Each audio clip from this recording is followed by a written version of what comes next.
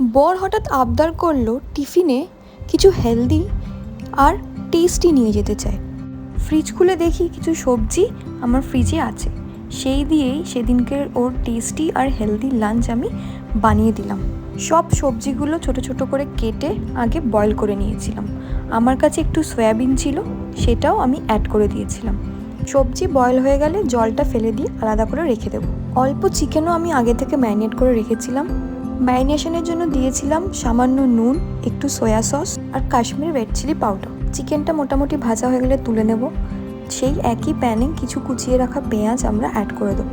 পেঁয়াজটাকেও মোটামুটি হালকা slightly pinkish হয়ে গেলে আগে থেকে বয়েল করে রাখা ভেজিসগুলো আমরা অ্যাড করে দেবো। তারপর আমরা অ্যাড করছি salt, black pepper powder, chilli flakes and oregano আর আমার ভেজে রাখা চিকেনটা দিয়ে সব কিছু ভালো করে মিক্স করে নিয়ে আমরা 5 to 10 মিনিটসের জন্য ঢাকা দিয়ে দেবো। ট্রাস্ট মি, এটা খেতেও যেরকম টেস্টি হয় আর বানানো খুব ইজি।